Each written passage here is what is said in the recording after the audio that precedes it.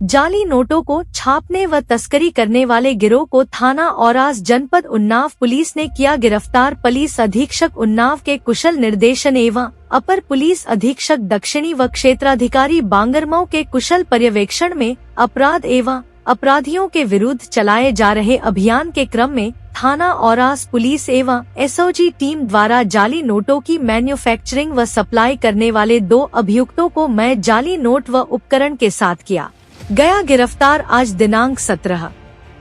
अक्टूबर 2024 को थाना औरास पुलिस एवं एसओजी टीम द्वारा रहीमाबाद रोड पर कटरा तरौना पुल के पास संदिग्ध व्यक्तियों वाहनों की चेकिंग के दौरान एक सफेद रंग की कार स्विफ्ट डिजायर नन 0 UP 32 KS 8444 को रोककर कार सवार एक मो 0 शोएब उम्र 41 वर्ष पुत्र मो 0 शरीफ निवासी ग्राम तिलोया कला थाना संडीला जनपद हरदोई 2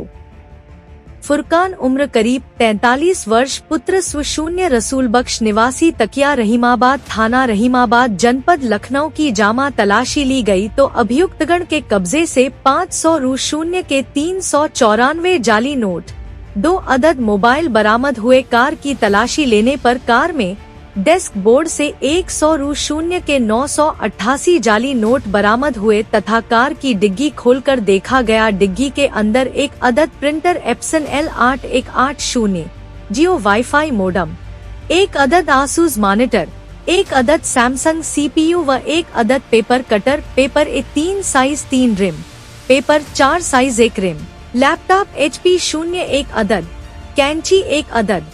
पटरी लोहे की 12 इंची बरामद हुए। पूछताछ में अभियुक्तगण द्वारा बताया गया कि वह लोग प्रिंटर, कागज व कंप्यूटर बटा लैपटॉप आदि उपकरणों की मदद से 500 रु 0 व 100 रु 0 के जाली नोट तैयार करते हैं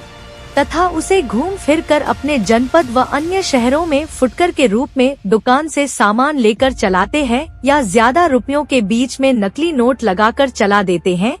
जिससे हम लोगों को काफी फायदा होता है। यह काम हम लोग दुबग्गा मंडी के आगे सीतापुर बाईपास से पहले लखनऊ के हाजी सलीम के कॉम्प्लेक्स में कमरा लेकर चुपके से कर रहे थे। लोगों को शंका करने पर तैयार किए गए 500 व 100 रु 0 के जाली नोट व नोट छापने से संबंधित उपकरण गाड़ी में रखकर अपने साथी फुरकान के घर रहीमाबाद जा रहे थे। तभी रास्ते में पुलिस चेकिंग देखकर मुड़ने लगे, परंतु आप लोगों ने हमें पकड़ लिया।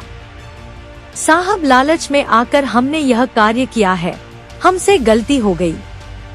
हमारे पास 500 रु 0 के 394 जाली नोट व 100 रु 0 के 988 जाली नोट है तथा नोट छापने के उपकरण कार की डिग्गी में थे जो आपने बरामद किए हैं। बरामद शुदा सभी नोटों पर एक ही सीरीज नंबर अंकित होने से यह स्पष्ट है कि अभियुक्त गणों के कब्जे से बरामद नोट जाली मुद्रा है। उक्त कृत्य में अभियुक्तगण द्वारा भारतीय अर्थव्यवस्था को कमजोर करने में भारतीय जाली मुद्रा का प्रयोग किया जा रहा था तथा जाली नोटों के विमुद्रीकरण के संदर्भित जाली भारतीय नोट की विभिन्न प्रयोगों में आपूर्ति की जा रही थी।